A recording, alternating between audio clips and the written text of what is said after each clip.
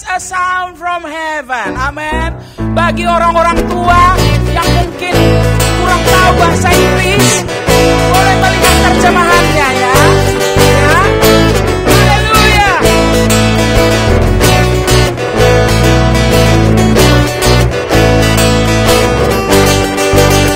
There is a sound from heaven declaring for the word of God. Be ready and consecrate your life. Position yourself. Be set apart. The Lord will do great mighty things. The kingdom of God.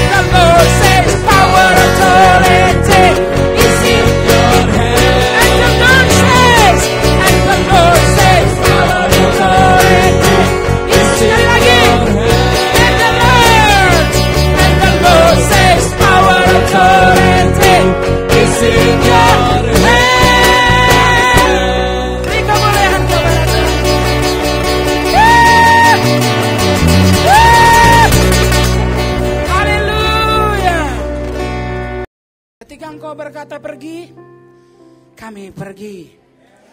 Ketika Engkau berkata hancurkan, hancurkan. Ketika Engkau berkata ikat, kami ikat Tuhan. Sebab kami ada dalam pemerintahan dan arahan sorga. Kami ada pada instruksi ilahi dari rumah. Di dalam nama Tuhan Yesus Kristus, kami mensubmitkan diri kami kepada chains of command yang sudah Engkau taruh di rumahmu. Kalau Kau berkata kami pergi, kami pergi. Kalau Kau berkata kami jalan ya Tuhan. Kalau Kau berkata fight, perang, lakukan peperangan, kami akan melakukan. Sebab ketika Engkau berfirman, itu akan membawa kami kepada kemenangan. Oh, syakara larabaka nama. Rekabora laraba. Biarkan setiap kami menemukan kekuatan-Mu menjadi milik kami hari ini ya Bapa yang kekasih. Bukan kekuatan kami, tetapi kekuatan-Mu dalam diri kami. Itu yang akan semakin kuat makin hari. Itu akan semakin tidak bisa diambil oleh keadaan-keadaan di sekitar kami. Tidak bisa dipengaruhi oleh apapun. Kalau kekuatan-Mu ada pada kami. Kekuatan-Mu kami perlukan dalam diri kami. Oh, dan aku berkata aku siap ya Tuhan. Aku menyiapkan hidupku ya Allah. Sebab Engkau hanya butuh bejana. Engkau hanya butuh orang yang rela. Engkau hanya butuh orang yang siap. Tidak ada kekuatan itu dari diri kami. Itu sebabnya ya Tuhan kami mengangkat tangan kami untuk menerima kekuatan daripada-Mu. Orang-orang yang bersungguh hati kepada tujuan-Mu. Orang-orang yang bersungguh hati kepada rencana-Mu. Beri kemuliaan kepada Tuhan kita.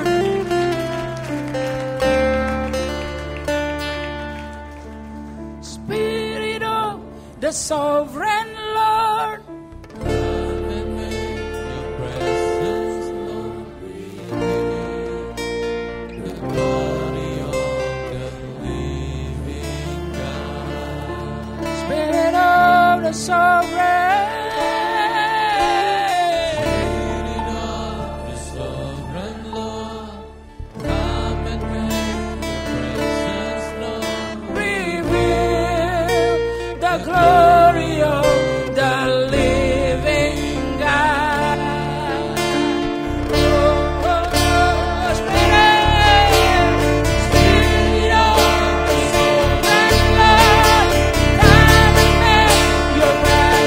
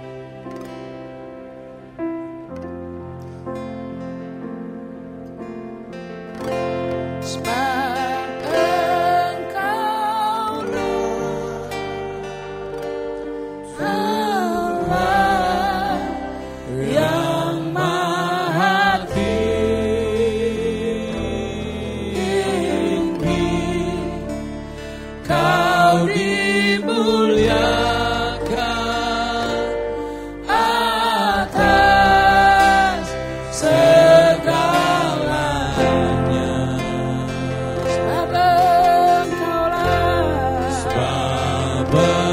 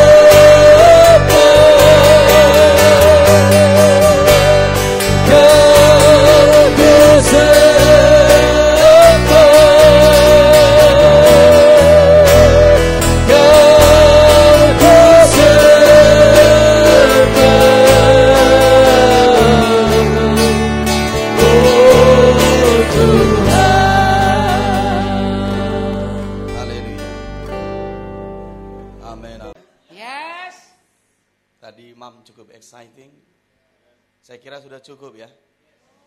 Oh belum. Oleh sebab itu, kasih senyum sama saya supaya saya jangan nervous. Ini berapa lama lagi nih gitu ya.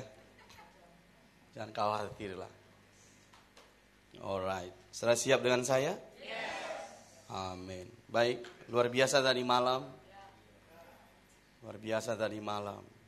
Urapan itu terus bekerja sampai tadi dan tidak berhenti. Roh Allah memenuhi kita terus. Itu sebabnya kita menyala-nyala. Oke, yang menyala-nyala katakan amin. Amin. Yang tidak mengerti maksud saya tadi katakan amin juga. Oke, berarti mengerti maksudnya. Mari kita buka Lukas pasal 10. Lukas pasal 10. Lukas pasal 10 ayat 1 sampai 3. Lukas 10 ayat 1 sampai 3.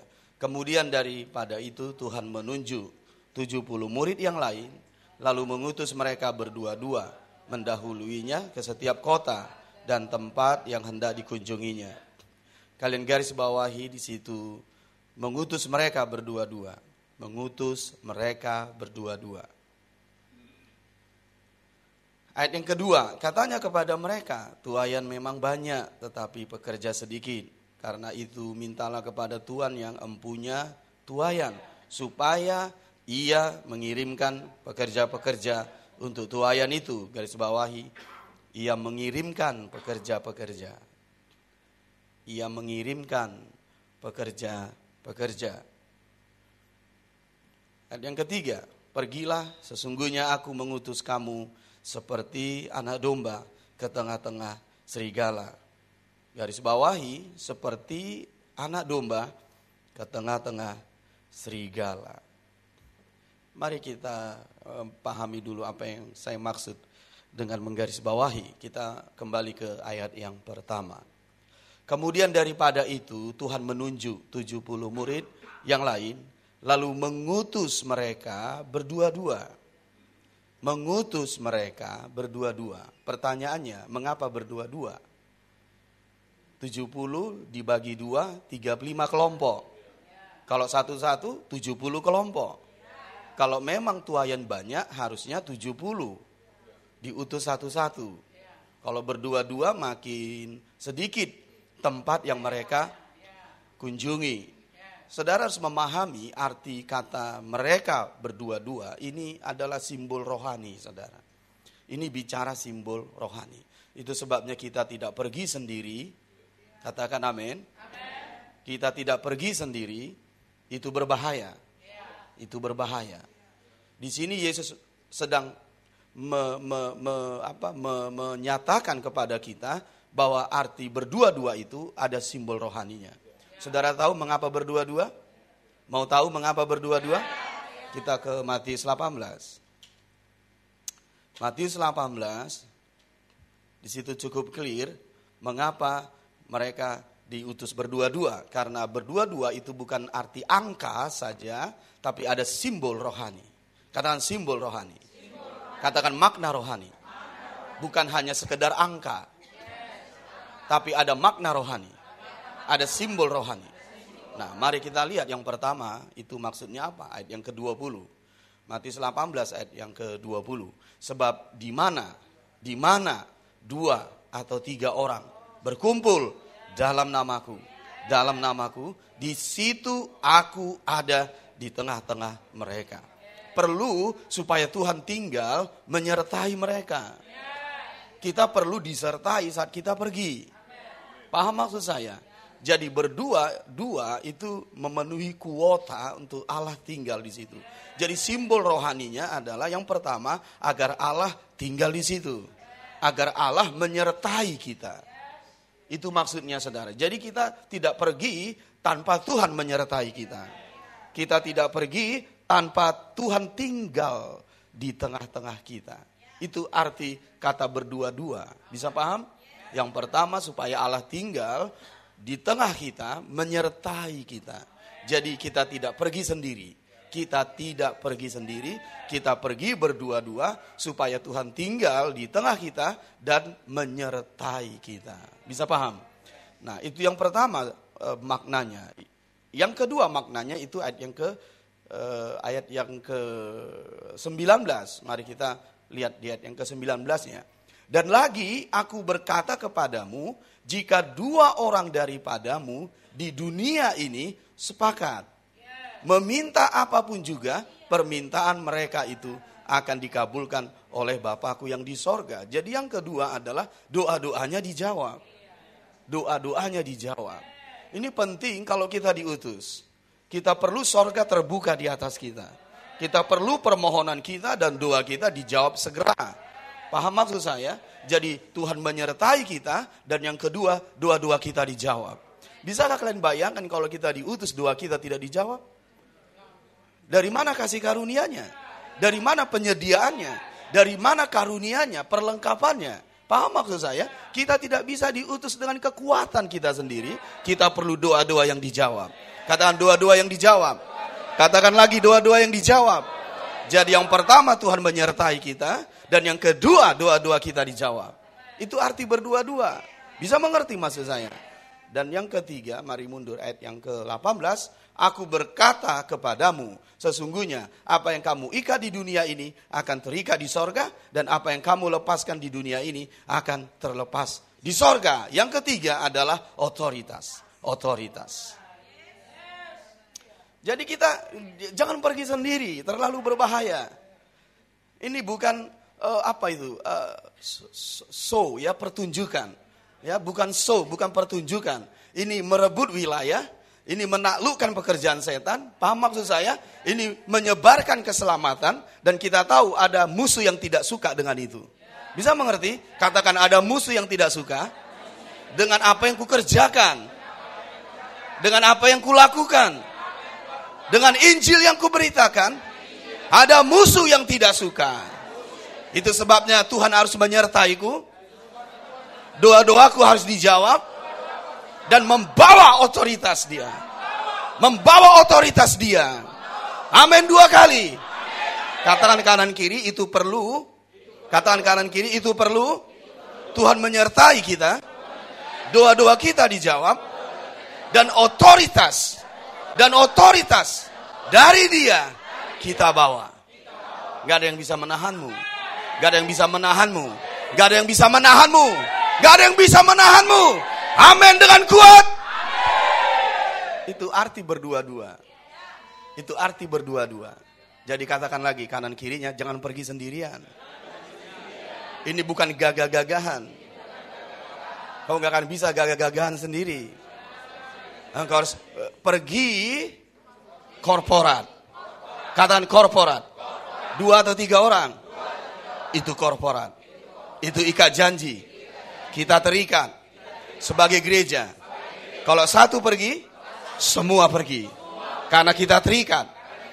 2 atau 3 orang sepakat, terikat. Tuhan menyertai. Otoritas diberi. Doa-doa dijawab. Amin 2 kali. So mari kita lihat lagi saudara. Kembali ke Lukas pasal 10.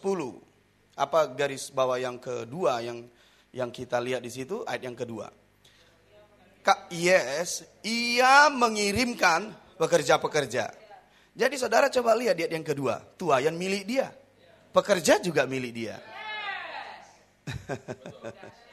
Bisa paham? Tuayan milik dia, pekerja juga milik dia. Jadi apa yang kita miliki? Enggak ada. Semua diberikan. Freely you receive, freely you give. Bisa? Cuma-cuma kau terima, cuma-cuma beri. Sebab tidak ada yang datang dari dirimu kecuali diberikan. Bisa amin? Jadi tuayan milik dia. Pekerja juga milik dia. Saudara lihat ayat yang kedua, yang sangat krusial adalah ini. Lihat, tuayan memang banyak, tetapi pekerja sedikit. Ini masalah. Waktu menuai terbatas, saudara. Kalau kita tidak cepat menuai, dia busuk. Kita bisa kehilangan waktu. Come on. Ingat kalau kita ada di waktu Tuhan, kita masuk dalam tuayan juga. Dan waktu Tuhan dan masuk dalam tuayan, kita nggak bisa careless dengan waktu. Kita nggak bisa membuang-buang waktu. Karena waktu itu terbatas. Makanya kalau pekerja sedikit, tuayan banyak, ini problem. Saatnya kita berdoa supaya Tuhan mengirimkan dia pekerja. Supaya apa? Supaya pas waktunya. Kalau tuayan tidak dipanen sesuai dengan waktunya, dia terbuang. Dia busuk. Dia sia-sia. Itu urgency. Itu sebabnya perlu pekerja. Bisa mengerti maksud saya? Nah, lihat di situ, ia mengirimkan pekerja-pekerja. Jadi tuayan milik Tuhan, pekerja milik Tuhan. Nah, yang harus kita lihat di sini, yang mengirim pekerja itu adalah Allah. Itu sebabnya kita datang dari Allah, kita dikirim dari sorga. Maka orang yang diutus itu tidak pernah diutus manusia. Dia diutus dari Allah. Baru efektif. Ia yang mengirimkan pekerjanya, bukan manusia. Bisa mengerti maksud saya? Ia yang mengirimkan pekerjanya. Itu sebabnya kalian masih ingat sekolah apostolik? Kita diutus dari tempat yang sama. Kita diutus dari asal yang sama. Yesus datang dari Bapa, engkau juga datang dari Bapa. Karena ia yang mengirimkan pekerjanya, kita diutus dari tempat yang sama. Itu sebabnya kalau kita diutus, itu bukan diutus oleh manusia. Itu diutus oleh Allah. Katakan, sama asalnya, sama otoritasnya, sama tujuannya. Sama seperti Bapa mengutus aku, demikian aku mengutusmu. Kenapa sedikit suaranya? Bisa lebih kencang lagi? Oke, tadi saya udah bilang siap nggak dengan saya gitu loh. Oke, 15 menit lagi pun kita selesai. Yang penting exciting semuanya. Amin 2 kali. Oke lah, setengah jam lagi kita selesai. Oke, katakan ia mengirim pekerjanya. Dari mana ia kirim? Dia ada di sorga. Iya, dari sorga. Dari mana Yesus datang? Dari sorga. Dari mana dia datang? Dari Bapa. Pekerjanya juga seperti itu. Pekerjanya yang efektif dan produktif harus datang dari dia. Kau datang dari mana? Yes, kan? Setengah yang jawab. Kau datang dari mana? Oke, coba lihat kanan kirinya. Yakin gak dia? Jangan bohong. Berarti kalau kau belum yakin, belum yakin engkau adalah pekerjanya, yang diutusnya. Coba ini clear saudara. Coba lihat ayat yang kedua. Saya mau kita betul-betul clear. Lihat ya. Tuayan memang banyak, tetapi pekerja sedikit. Karena itu mintalah kepada Tuhan yang mempunyai tuayan. Dia yang mempunyai tuayan. Dia yang mempunyai pekerja. Supaya ia mengirimkan pekerja-pekerja itu. Karena pekerja miliknya. Dia utus dari dirinya. Diutus dari sorga. Makanya sorga membackupnya saudara. Makanya orang yang diutus itu tidak sembarangan. Tidak sembarangan. Engkau tidak sembarangan. Karena kau datang dari sorga. Bisa amin dengan kuat. Asal mah amin. Nanti aku ditengok papa itu gak enak. Amin. Nah, mari kita lihat yang ketiga. Yang ketiga.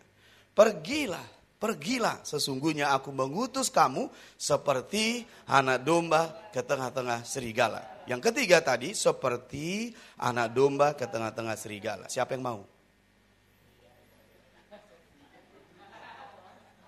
Yang saya tahu, menurut pemahaman saya, kalau ada anak domba di tengah serigala, habis itu anak domba.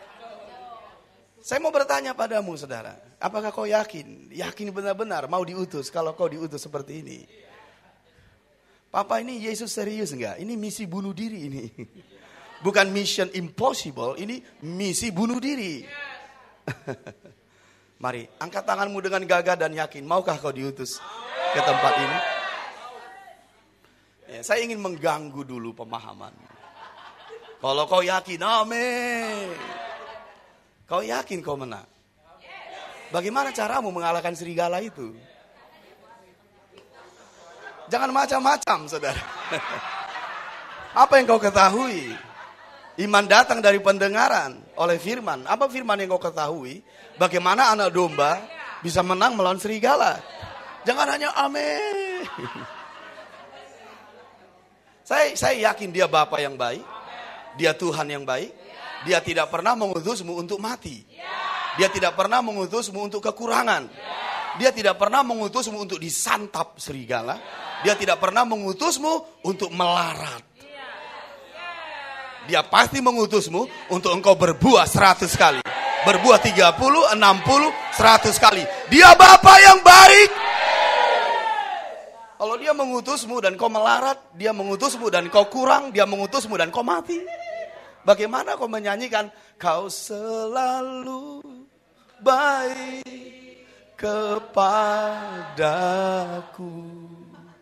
Bapa ku cinta. Bagaimana kau menyanyikan itu? Sewaktu kau diutusnya, engkau melarat, engkau kurang, engkau miskin, dan satu-satu nafasnya, mati segan, hidup tak mau. Haleluya.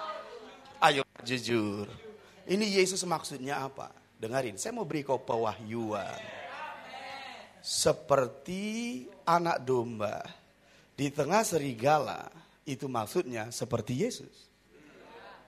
Karena anak domba di tengah serigala yang pertama adalah Yesus.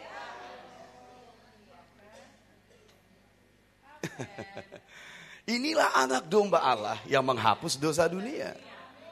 Dia berkata, aku datang, katakan kepada si serigala itu.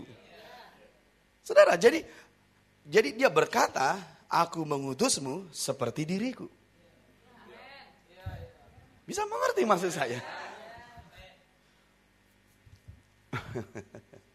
Kita harus mengerti, jangan gagah-gagahan.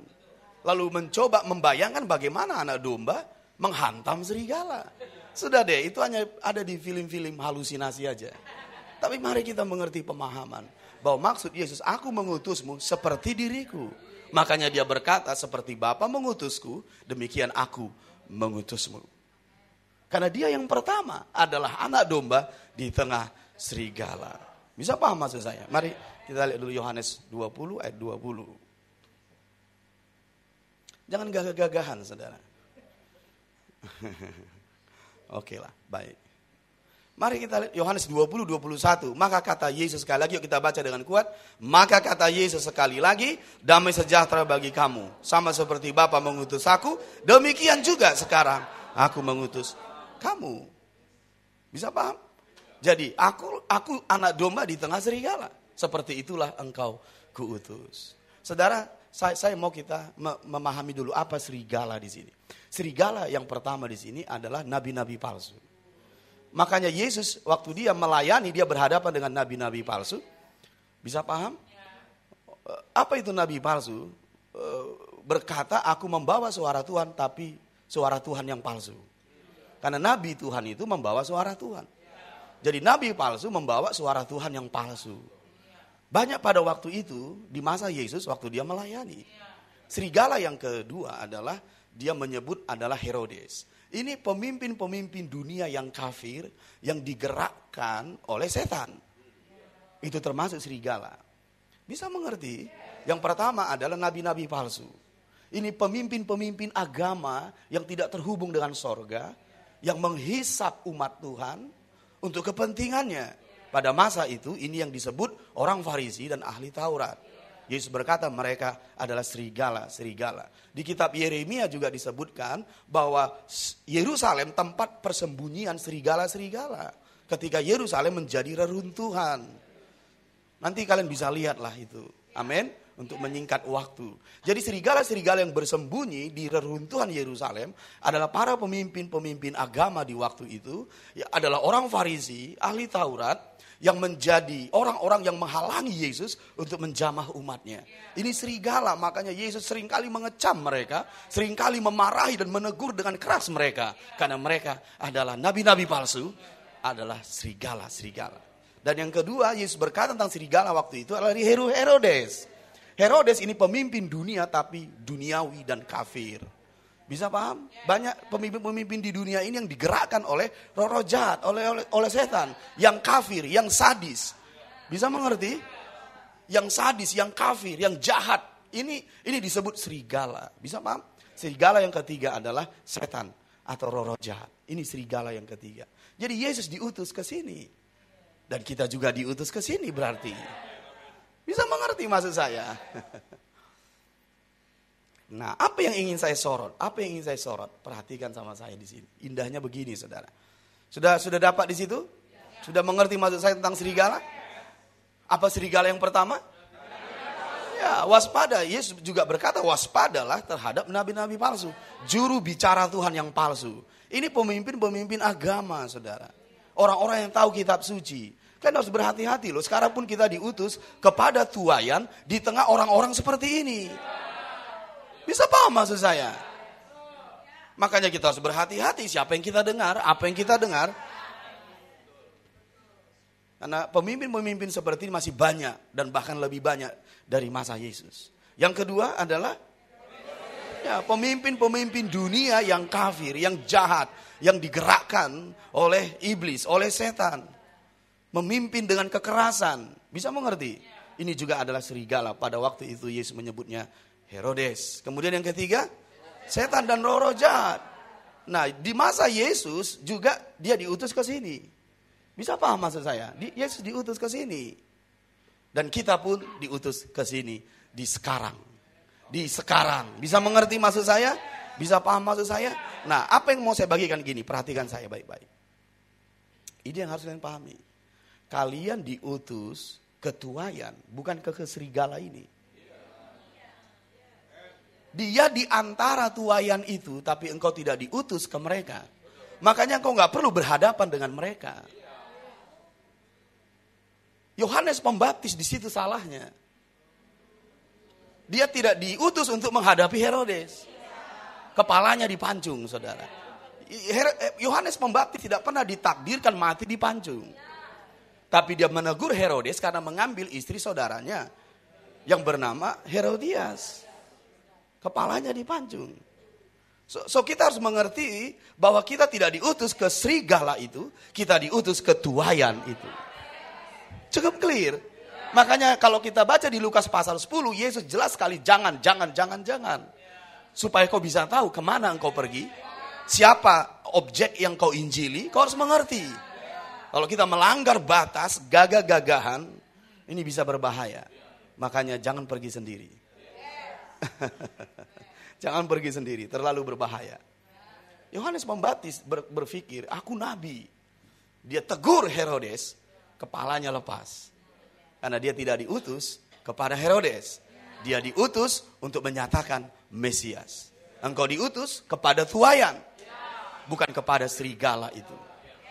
Makanya dengerin, kita tidak diutus untuk menghakimi. Kita diutus untuk menyelamatkan. Katakan kanan kiri, kita diutus bukan untuk menghakimi, mengata-ngatai serigala, menghakimi serigala, tapi kita diutus untuk tuayan. Dan tuayan itu milik Tuhan. Engkau harus menyelamatkan milik Tuhan. Engkau harus menyelamatkan milik Tuhan. Karena serigala ingin mengambil mereka. Bisa amin dengan panjang. Serigala ingin mengambil mereka. Menindas mereka. Tapi engkau diutus bukan untuk ke serigala itu. Engkau diutus ke tuayan itu. Maka hati-hati saudara, engkau pergi ke tempat yang tidak disebut tuayan Tuhan. Ini bisa membuat kita babak belur saudara. Kita harus akurat. Orang yang diutus itu akurat. Nah, mari kita kembali, saudara. Lihat, indah sekali bukan? Nah, mari kita kembali ke Lukas pasal 10. Saya berharap template ini kita mengerti, karena indah sekali buat kita menuai 100 kali. Kalau kita mengerti ini. Mari kita ke ayat yang ketiga. Sudah? Pergilah. Sesungguhnya aku mengutus kamu seperti anak domba ke tengah-tengah serigala. Jadi maksudnya pergilah, sesungguhnya aku mengutus kamu sama seperti aku diutus Bapakku. Bisa mengerti? Dan kata pergilah di situ, masih ingat? Apa yang ku miliki ku berikan padamu. Jadi ini adalah proses yang artinya kuasa yang ada padaku ku berikan padamu. Bisa paham? Pergilah, jadikanlah semua bangsa muridku. Segala kuasa di sorga dan di bumi sudah diberikan kepadaku. Oleh sebab itu, pergilah. Makanya kalau kalian lihat di sini, dia memberikan mereka kuasa. Kuasa. Bisa paham? Nah, lihat di situ ayat yang ke-17. Lukas pasal 17. Lukas pasal 17. Oh, maaf. Lukas pasal 10 ayat 17. Lukas pasal 10 ayat 17. Kemudian ke-70 murid itu kembali dengan gembira dan berkata, ada di Alkitab, saya sambil tertawa. Kemudian ke-70 murid itu kembali dan dengan gembira dan berkata, hahaha. Mereka senang sekali. Belum pernah seumur-umur mereka mengusir setan. Sekarang mereka mengusir setan biasa saja. Dan setan itu pergi. Lihat coba. Kemudian ke-70 murid itu kembali dengan gembira dan berkata, Tuhan, juga setan-setan takluk kepada kami demi namamu. Inilah kuasa yang diberikan. Inilah kuasa yang diberikan kepada mereka. Bisa paham? Nah, ayat yang ke-18. Lalu kata Yesus kepada mereka, aku melihat iblis jatuh seperti kilat dari langit. Penguasa dunia ini sedang dihukum. Itu katanya di Yohanes pasal yang ke-14. 16 kalau saya tidak salah. Lanjut ayat yang ke-19. Perhatikan ini. Sesungguhnya aku telah memberikan kuasa, exousia, ini otoritas. Bukan kekuatan saudara ya, bukan kekuatan. Saya ulangi, sesungguhnya aku telah memberikan kuasa kepadamu untuk menginjak ular dan kalajengking. Ini bicara juga tentang serigala tadi. Bisa paham? Sebelumnya kita bicara tentang serigala. Sesungguhnya aku telah memberikan kuasa kepada kamu untuk menginjak ular dan kalajengking dan kuasa untuk menahan. Ini bukan menahan, tapi overall. Itu mengatasi. Bisa paham? Mengatasi kekuatan musuh. Sehingga tidak ada yang akan membahayakan kamu. Inilah otoritas yang diberikan. Jadi kalau Yesus mengutus kita pergi, kita membawa otoritas ini. Tapi kita harus mengerti bahwa kita diutus kepada tuayan. Bukan kepada serigala tadi. Paham maksud saya? Dan tidak ada yang membahayakanmu. Tidak ada yang membahayakanmu. Tidak ada yang membahayakanmu. Bisa amin dengan kuat. Engkau memiliki kuasa yang ada pada Yesus, diberikannya kepadamu. Freely you receive, freely you give. Haleluya. Cuma-cuma engkau beri, cuma-cuma engkau terima, cuma-cuma engkau beri. Karena kita diberi segala kuasa. Bisa paham maksud saya? Nah, saya mau kasih pesan seperti ini. Kalau kau membawa kuasa sedahsyat ini, sehebat ini, di mana setan-setan takluk. Bisa mengerti? Di mana yang sakit sembuh. Coba kita mundur dulu. Selain engkau menaklukkan kuasa-kuasa ini, engkau juga diberi kuasa untuk. Lihat ayat yang ke-9. Lukas 10 ayat yang ke-9. Dan sembuhkanlah orang-orang sakit yang ada di situ, dan katakanlah kepada mereka, kerajaan Allah sudah dekat padamu. Lebih lengkap Yesaya 61. Masih ingat? Masih ingat? Kalau ingat katakan amin. Pergilah, beritakanlah tahun rahmat Tuhan, pembebasan dan seterusnya. Bisa mengerti? Engkau juga memiliki kuasa seperti itu. Dan tidak saja untuk menaklukkan kekuatan musuh, tapi juga engkau diberi kuasa untuk memberitakan tahun rahmat Tuhan. Bisa mengerti maksud saya?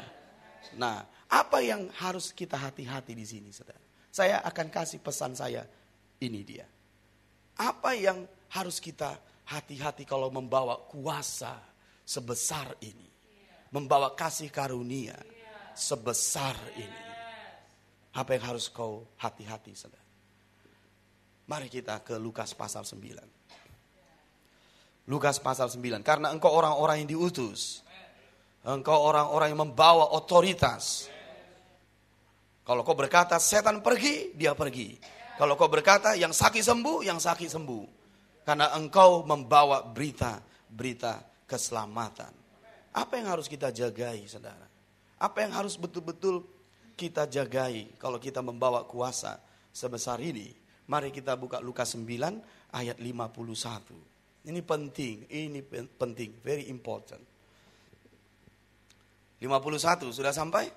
Ketika hampir genap waktunya, Yesus diangkat ke sorga, ia mengarahkan pandangannya untuk pergi ke Yerusalem. Dan ia mengirim beberapa utusan mendahului dia. Mereka itu pergi, lalu masuk ke suatu desa orang Samaria untuk mempersiapkan segala sesuatu baginya. Tetapi orang-orang Samaria itu tidak mau menerima dia karena perjalanannya menuju Yerusalem. Kenapa orang Samaria tidak mau menerima Yesus? Kenapa coba? Karena Samaria dan Yerusalem itu tidak berteman, tidak bersahabat. Bisa paham? Bagi mereka, siapa yang pergi ke Yerusalem tidak boleh melewati Samaria. Ingat di sumur itu, perempuan Samaria berkata, engkau seorang Yahudi, aku Samaria. Kita tidak ada hubungan. Bisa mengerti maksud saya? Jadi mereka tidak memberikan Yesus menumpang di situ dalam perjalanannya ke Yerusalem. Padahal itu di tempat yang sama di mana Yesus pernah tinggal beberapa hari karena perempuan Samaria yang berkata, sekarang kami percaya bukan lagi karena apa yang kau katakan, tetapi karena apa yang sudah kami lihat. Tapi hari itu, saat itu mereka tidak menerima Yesus. Kira-kira apa yang muncul di hati kita?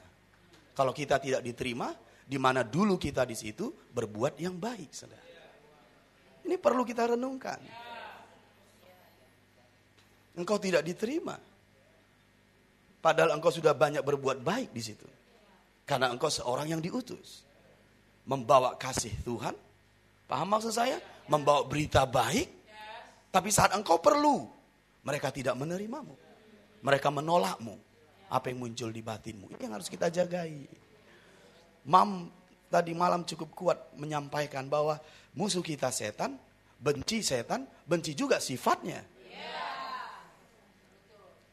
Penguasa dunia ini datang tapi dia tidak berkuasa atasku, itu maksudnya tidak ada satupun barangnya ditemukan dalam diriku. Makanya dia tidak punya pijakan.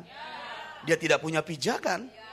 Dan kalau engkau punya kuasa sebesar ini dan setan punya pijakan di situ, ingat dia pencuri kuasa. Ini berbahaya, saudara. It's very difficult. Makanya kadang kok ada orang-orang dulu, orang percaya, saking marahnya dia, Tuhan buat dia jatuh dari sepeda motor, biar bertobat. Ini doa mana ini? Doa macam apa ini? Tuhan buat dia sakit, buat dia miskin, setelah kaya dia sombong. Apa maksudnya ini? Kau harus hati-hati apa yang kau bawa. Betul dia jatuh. Betul dia jatuh, betul dia sakit. Tapi ingat, apakah itu kehendak Tuhan? Apakah kau sedang mengeksersis kuasamu melalui setan? Itu bahaya, saudara. Karena setan mencuri kuasa yang diberikan padamu. Betul kok dia sakit, betul kok dia jatuh. Iya, setan mengeksersis kuasamu untuk mengerjai dia. Karena pencuri adalah untuk mencuri, untuk membunuh, untuk membinasakan. Mari kita teruskan. Saudara, kita harus hati-hati. Kita pemberita keselamatan. Bukan pembawa keburukan. Coba lihat. Ini indah sekali. Ini yang kau harus hati-hati, saudara. Saya yakin belas kasihanmu akan meluap kalau kau meninggalkan jalan ini. Karena Yesus tidak seperti itu. Tidak seperti itu. Makanya saya heran dengan dua orang percaya seperti itu. Ketika dia ditolak, ketika dia diejek, ketika dia nggak tahu berterima kasih. Biarkan dia digigit ular. Biar tahu dia. Biar bertobat dia. Ini macam apa ini? Coba kita lihat. Biar dia digigit ular. Ular beludak lagi. Nah, lihat di situ. Ayat berapa sekarang? 54. Lihat. Ketika dua muridnya, yaitu Yakobus dan Yohanes, melihat hal itu, mereka berkata, Tuhan, apakah engkau mau supaya kami menyuruh api turun dari langit untuk membinasakan mereka? Oh my God. Oh my Jesus. Rasul Tuhan.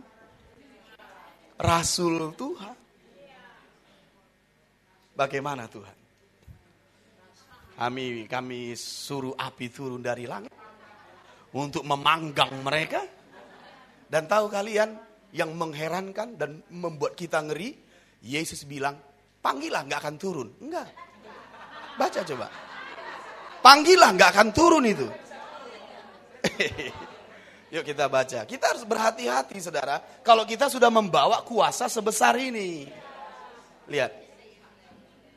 Lihat ayat yang ke-55. Masih bisa didengar Papa?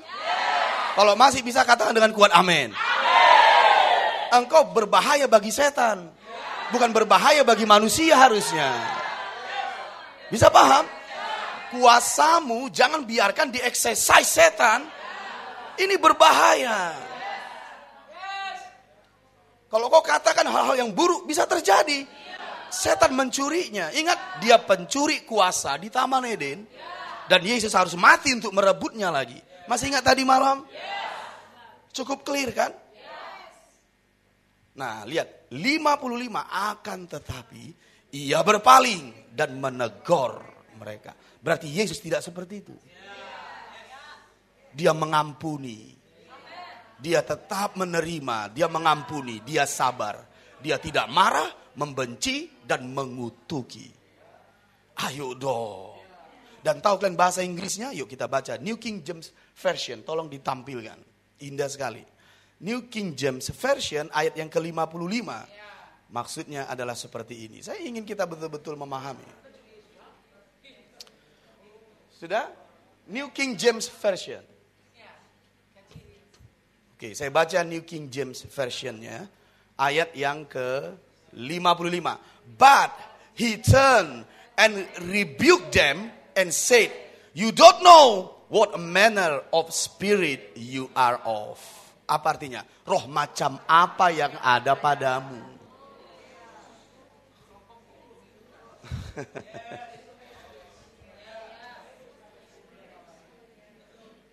Ibaratnya begini, Yesus menengking mereka. Roh macam apa yang ada padamu? Ingat ketika dia menengking iblis dalam diri Petrus? Kau harus berhati-hati. Roh apa yang mendrive-mu?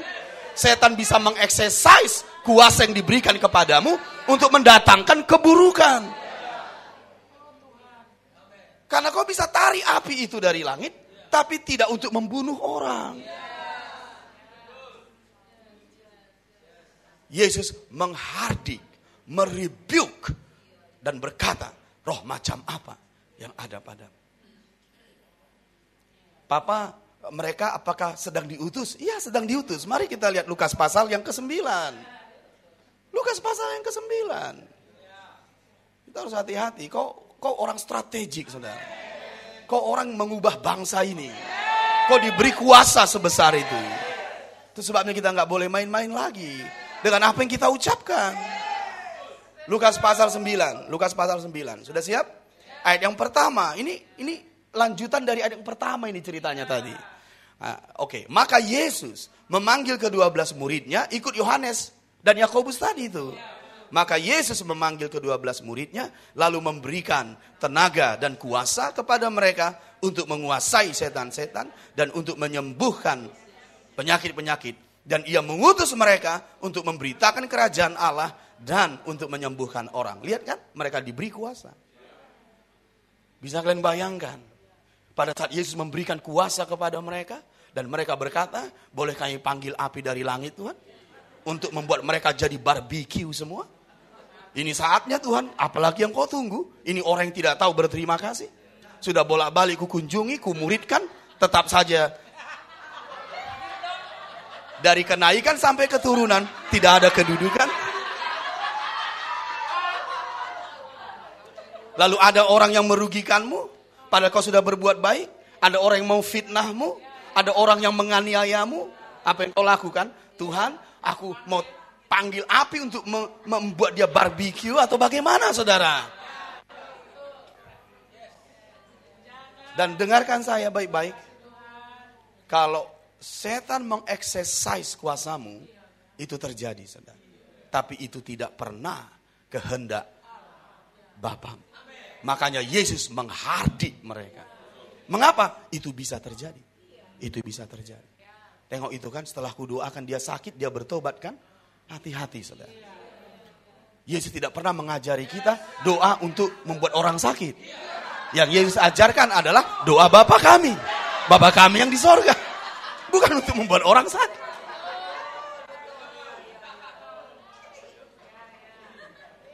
Tuhan buat dia miskin, Tuhan. Setelah kaya dia sombong. Aku aja lewat gak kenal lagi dia. Buat dia bangkrut, buat dia miskin. Bisa terjadi. Bisa. Tapi itu bukan kehendak Bapamu. So kau harus berhati-hati. Roh apa yang sedang bekerja dalam dirimu. Yesus berkata, penguasa dunia ini datang, tapi dia tidak memiliki kuasa atas diriku. Dia tidak bisa memakai kuasa yang ada padaku untuk mendatangkan keburukan. Dengar, kita tidak diutus untuk menghakimi. Kita diutus untuk menyelamatkan. Kita diutus untuk menyembuhkan. Kita diutus untuk membebaskan. Kalau ada orang tidak berterima kasih, Yesus sudah lebih dulu. Kan ayat itu berkata, sama seperti Bapa mengutus aku, demikian aku mengutusmu. Jadi kalau Yesus mengalami hal-hal yang tidak baik, padahal dia berbuat baik, dia lebih dulu. Dan engkau diutus seperti itu. Apa yang harus kau lakukan? Berbuat baik terus, berbuat baik terus, berbuat baik terus. Kalahkan kejahatan dengan kebaikan. Bukan balas kejahatan dengan kejahatan. Engkau menjadi berbahaya, saudara. Engkau menjadi berbahaya. Bayangkan kuasa yang ada padamu. Kalau kau beriman, katakan kepada gunung itu, pergi beranjak, dia beranjak. Kalau kau katakan itu kepada hal-hal yang buruk, bayangin coba. Roh macam apa yang ada padamu? Roh macam apa yang ada padamu? Haleluya. So kita harus mendeklarasikan firman, mendeklarasikan janji Tuhan, mendeklarasikan masa depan yang diberikan Tuhan, mendeklarasikan destiny yang Tuhan berikan. Itu yang kau deklarasikan, Injil yang kau beritakan, keselamatan yang kau beritakan, bukan hal yang buruk dan negatif. Itu harus jauh dari mulutmu. Itu harus jauh dari mulutmu. Makanya penting untuk menjaga hati, jagalah hatimu dengan segala kewaspadaan, karena dari situlah terpancar kehidupan. Jaga hatimu, karena itu bisa menjadi tempat atau area dari pekerjaan setan. Roh macam apa yang bekerja padamu sekarang? Itu yang harus engkau hati-hati saat engkau diutus.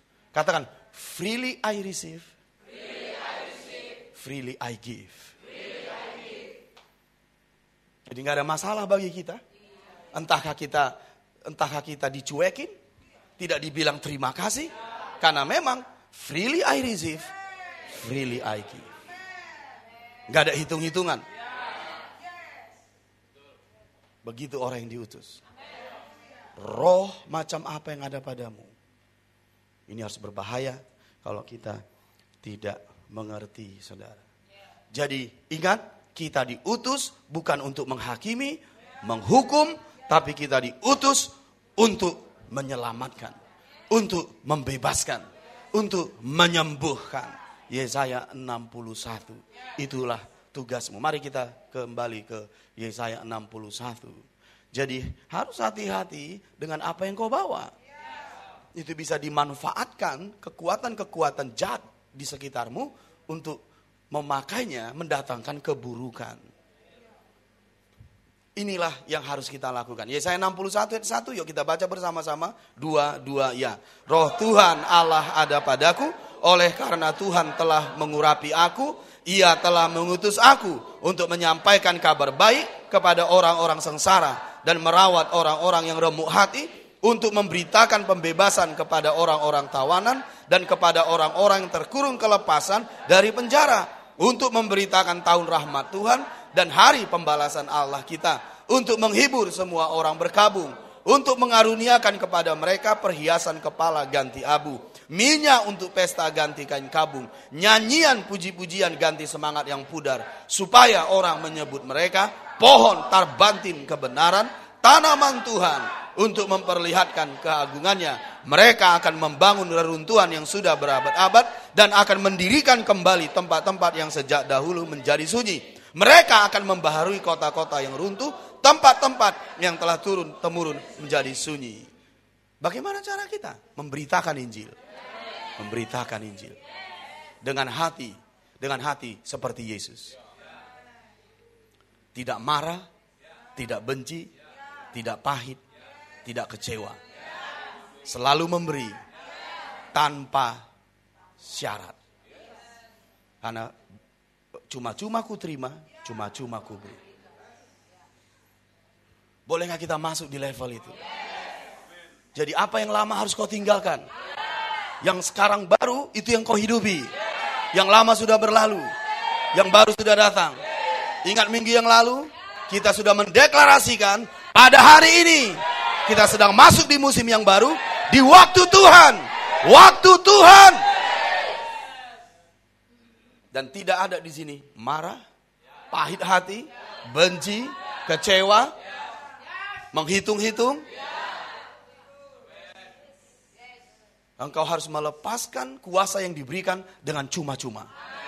Beritakan Injil, hancurkan pekerjaan setan, beritakan tahun rahmat Tuhan. Bisa amin? Mari kita bangkit berdiri. Saya mau kita berdoa supaya hati kita diposisikan dengan benar. Bisa kalian bayangkan kalau kepada penjahat diberikan pistol. Ini bahaya, saudara. Bisa kalian bayangkan? Kepada penjahat diberikan pistol. Diberikan senjata yang canggih. Diberikan senjata-senjata yang bisa membuat dia bebas untuk melakukan kejahatan. Dia menjadi berbahaya. Engkau diberikan segala kuasa yang ada pada Yesus. Lalu kita tidak memiliki roh yang benar. Roh seperti Yesus. Ayo dong. Ini Injil yang benar. Ini Injil yang benar. Senjata diberikan kepada orang benar. Hati-hati dengan roh macam apa yang beroperasi padamu. Itu bisa dimanfaatkan si pencuri kekuasaan. So mari angkat tanganmu. Bapakku berdoa untuk orang-orang yang kau utus ini. Engkau berkata, aku mengirimkan pekerja-pekerja kepada tuayan. Dari sorga, dari Allah, dari Bapa. Orang-orang yang khusus, orang-orang yang spesial, orang-orang yang disebut anak-anak Allah. Yang bekerja di muka bumi untuk mendatangkan kerajaan Allah di muka bumi.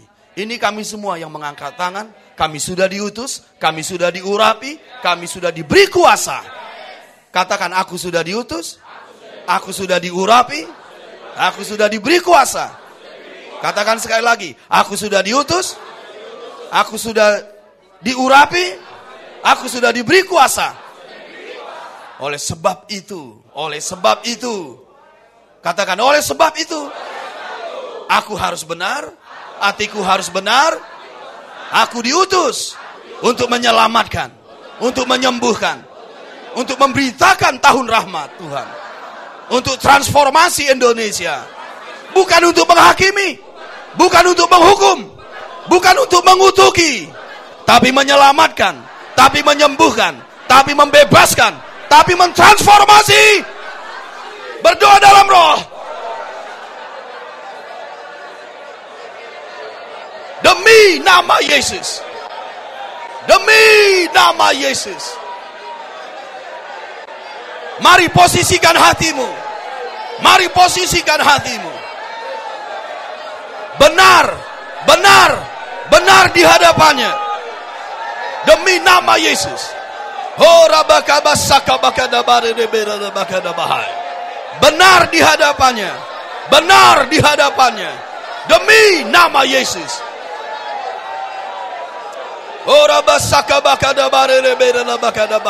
Dengan cuma-cuma engkau terima, dengan cuma-cuma engkau beri. Demi nama Yesus.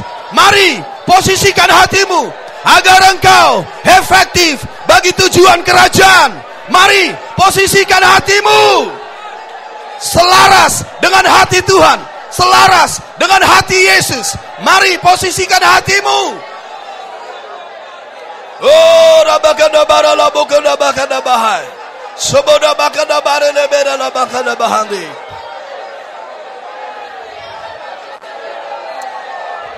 Posisikan hatimu demi nama Yesus. Yes. Iya, begitu berdoa. Come on. Biar dia membersihkan, biar dia menyucikan, biar dia memposisikan hatimu. Engkau diutus bukan untuk menghakimi, engkau diutus bukan untuk menghukum, engkau diutus bukan untuk mengutuki, tapi engkau diutus untuk menyelamatkan, untuk menyembuhkan, untuk membebaskan, untuk mentransformasi. Bawa kuasa ini dengan benar. Bawa kuasa ini dengan benar demi nama Yesus. Oh, rabasaka bakada barala bakada bahandi. Oh, ranana mana bakabahai.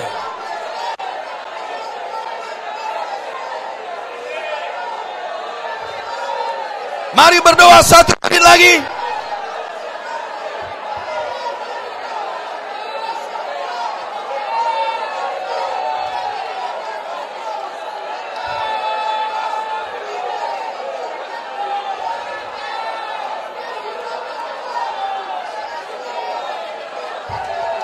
Yes.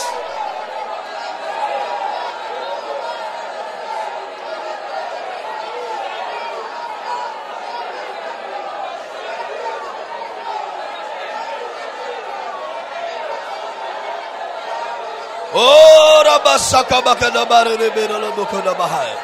Brende besobo koda bahande debe. Engkau membawa kuasa, engkau membawa nama Yesus, engkau membawa kuasa, membawa nama Yesus, membawa firman Allah, membawa darah Yesus. Pakai itu untuk menyelamatkan, untuk menyembuhkan, untuk mentransformasi, untuk membebaskan demi nama Yesus. Angkat tanganmu. Engkau diberi kuasa, engkau diberi nama Yesus, engkau diberi firman Allah, engkau diberi Roh Kudus, engkau diberi darah Yesus. Pergilah untuk menyelamatkan, untuk membebaskan, untuk menyembuhkan, untuk mentransformasi, untuk mengusir setan-setan. Bukan untuk menghakimi, untuk menghukum, untuk mengutuki.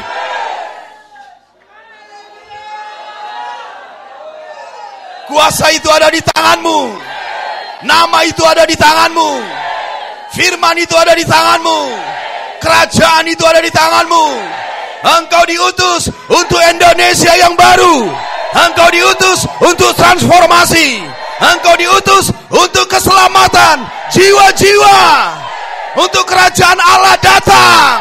Kehendaknya jadi di bumi seperti di sorga.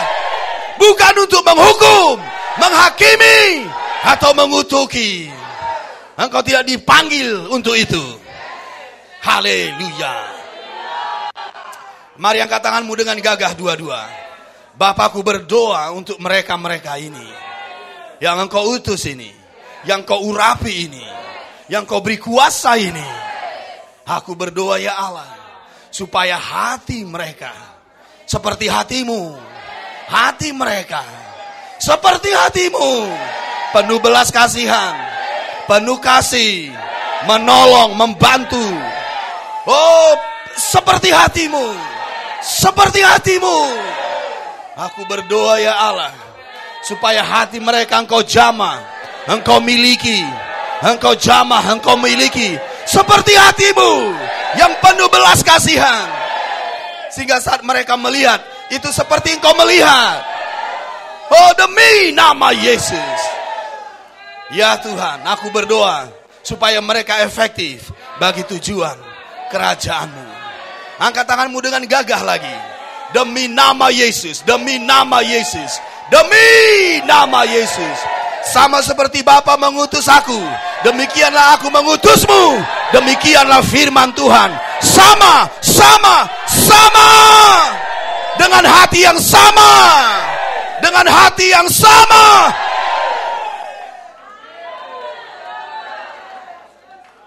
Pergilah umat Tuhan. Selamatkan keluargamu. Selamatkan kotamu. Transformasi bangsamu. Engkau diberi segala kuasa. Engkau diberi namanya. Engkau diberi firman-Nya. Engkau diberi rohnya. Engkau diberi darahnya. Engkau diberi kerajaan-Nya. Tidak ada yang kurang. Dengan cuma-cuma engkau terima. Dengan cuma-cuma engkau beri. Haleluya. Haleluya. Haleluya. Dan sekarang pergilah. Dan sekarang pergilah. Dan sekarang pergilah demi nama Yesus.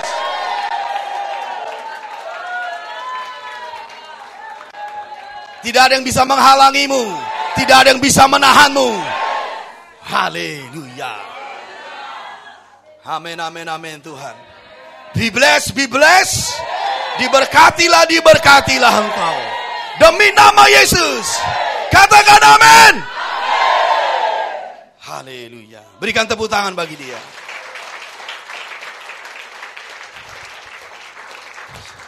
Sebelum kita akhiri, mari pegang Alkitabmu dan kita baca satu ayat. Setelah itu kita selesai. Amin. Saudara on fire? Yes. Saya dengar sayup-sayup di atas tadi. We are the church on fire. Amin. On fire. Dengarin saya. Mereka yang membawa kabar baik, tidak mungkin wajahnya tidak baik.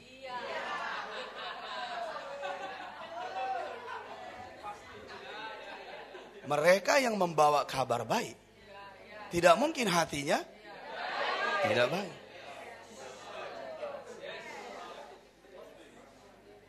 Betul atau tidak? Bagaimana mereka bisa menerima kabar baik? Kita aja bersedih. Kita depresi. Kalau kabar baik, tunjukin dong. Pesan dan orangnya sama. Kalau dia kabar baik, aku baik. Kalau kabarnya gembira, aku gembira. Kalau kabarnya sukacita,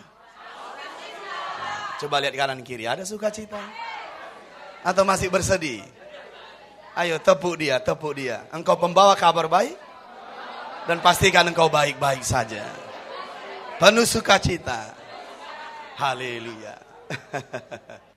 We are the church on fire. We are the church on fire. Amin. Mari kita lihat dulu Matius. Matius pasal 10 ayat 8. Makanya tahu kalian supaya tidak kecewa, jangan berharap untuk diberi. Beri dengan cuma-cuma. Beri dengan cuma-cuma. Beritakan dengan cuma-cuma. Upahmu dari bosmu. Dan bosmu adalah Tuhan. Dia jauh lebih besar tangannya. Kalau memberi dia lebih besar tangan. Tapi besar juga memukul. Alright. Yang itu kita khotbahnya minggu depan aja. Matius 10 ayat 8. Sudah? Yuk kita baca. Sembuhkanlah orang sakit, bangkitkanlah orang mati, tahirkanlah orang kusta, usirlah setan-setan. Stop. Siapa yang percaya kalau kuasa itu ada padamu? Bagaimana kau tidak percaya? Kalau kau tidak percaya, berarti kau tidak percaya di dalam Yesus. Karena itu perintah kepada Yesus, perintah kepada orang yang di dalam Yesus. Dan orang yang beriman di dalam Yesus. Jadi kau harus percaya bahwa ini perintah juga padamu, kuasa ada padamu. Katakan amin. Jadi bayangkan kalau kau kuasa sebesar itu kau bawa. Kau berkata kepada yang sakit sembuh, yang mati bangkit, yang kusta ditahirkan, yang miskin diperkaya, yang lemah dikuatkan. Malah tahu kalian, tadi malam saya sudah berkata padamu, bisakah kita memerintah manusia? Tolong tanda kutip dulu. Dari mana saya tahu? Yeskel 37. Orang yang hilang pengharapan bisa bangkit menjadi tentara yang kuat. Karena firman Allah di mulutmu. Bayangkan kuasa itu, saudara. Engkau bisa mengubah kehidupan orang melalui firman Allah di mulutmu. Ini namanya kasih karunia. Bayangkan kuasa itu. Katakan kepada yang sakit, sembuh. Katakan kepada yang terikat, dibebaskan. Demi nama Yesus dan hal-hal yang lain. Mari lakukan. Posting di PTK. Dan mari kita bersuka cita. Melihat pelayananmu. Kemanapun kau pergi. Katakan amin. Nah, engkau memiliki kuasa itu. Maka dari mana itu datang? Doa puasamu? Usaha-usahamu? Tidak. Mari baca, jangan lihat saya lagi. Kamu telah memperolehnya dengan cuma-cuma. Karena itu, berikanlah pula dengan cuma-cuma. Kalau bersyarat, kok bisa terjebak dengan Yohanes dan Yakobus tadi? Engkau akan mulai marah, mulai kecewa, mulai menghitung-hitung. Lo isi. Haleluya. Itu bahasa kami orang barat, saudara. Lo isi, itaon. Lo isi melarat. Betul-betul melarat, saudara. Karena perkataanmu. Tapi itu belum kehendak Tuhan. Kita bisa menjadi alat setan, bukan alat Tuhan. Engkau berbahaya. Buat begini. Alright. Udah ngerti maksudnya? Mau berbahaya? Tidak mau menjadi berkat. Haleluya. Katakan kanan kiri, mau jadi berkat atau menjadi berbahaya? Kasih salam 5 orang. Katakan begini. Cuma-cuma engkau terima. Harus cuma-cuma engkau beri. Cuma-cuma engkau terima. Harus cuma-cuma engkau beri.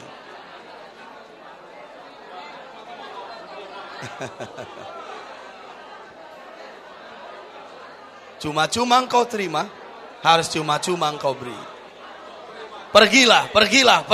Amin.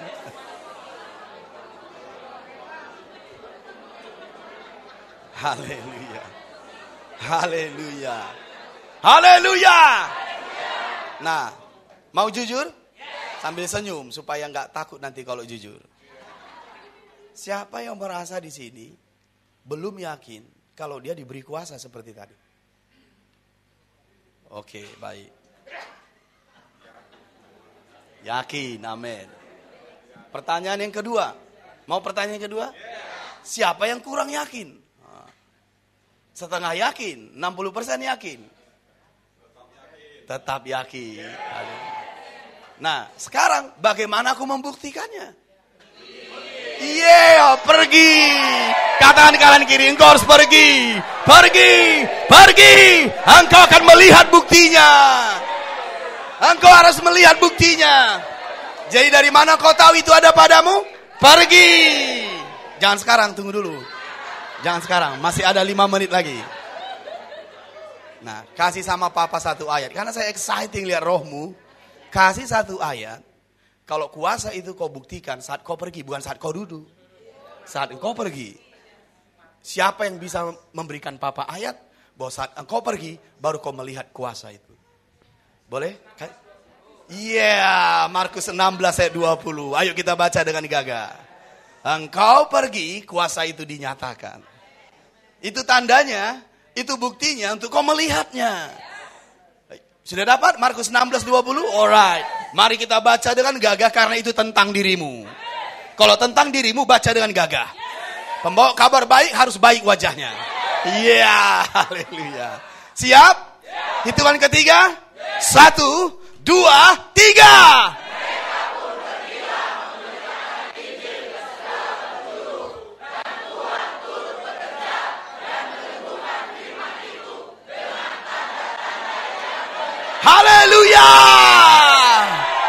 Haleluya. Katakan kanan kiri, go.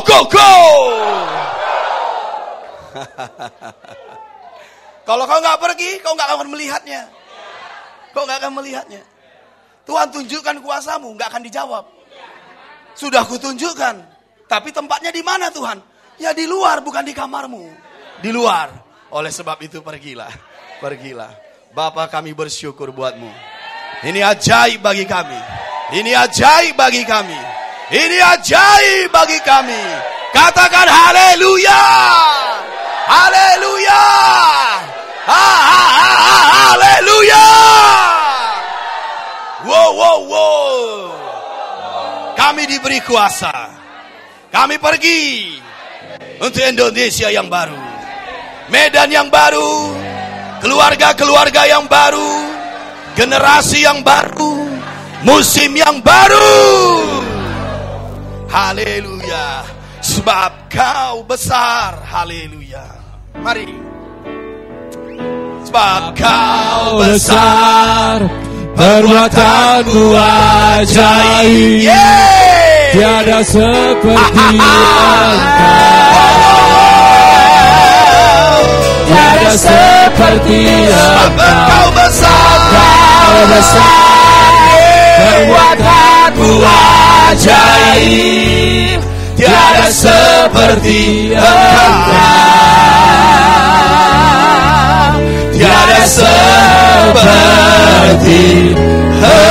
Sebab kau besar, sebab kau besar, perbuatanmu ajaib, tiada seperti Engkau,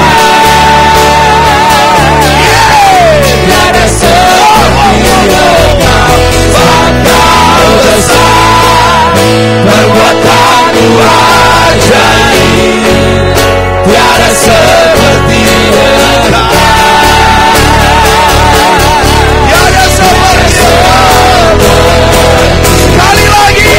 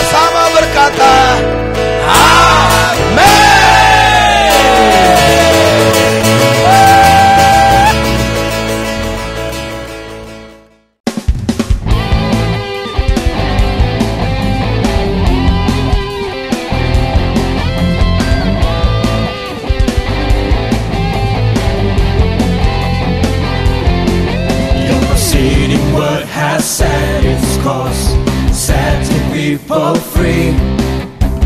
Mighty as a fortress, we are building in liberty. Our generation will not cease. Our generation takes the stand. Fill us with your word and spirit as we possess this land. Breaking every limitation, breaking every barrier. Nothing can stand against us as we pursue destiny. Breaking every limitation, breaking every barrier. We have won the victory, for we are champions of God.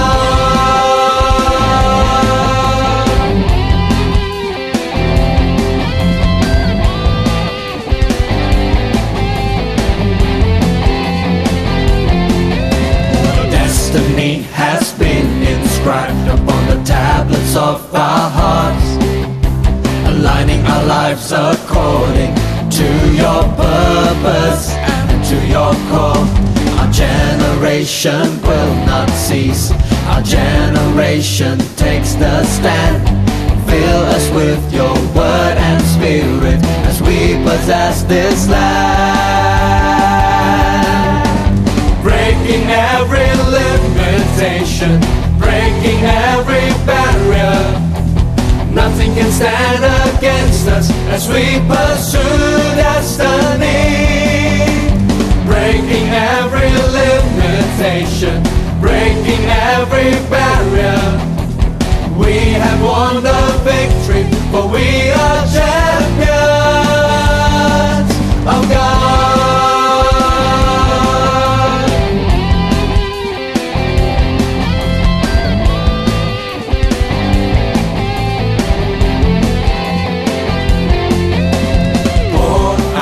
Your grace on us as we stand in righteousness. We will be your sons that will fulfill your legacy.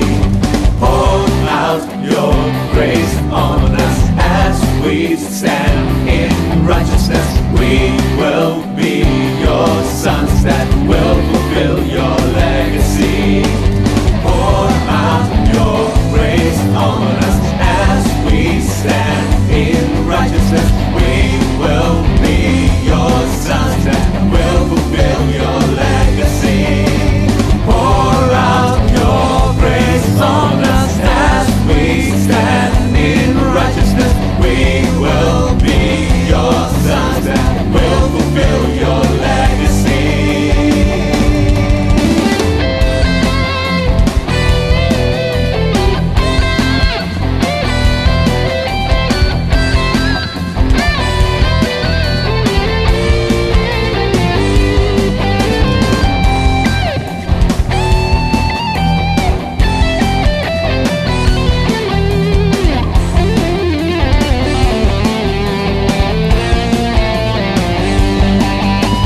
Breaking every limitation, breaking every barrier.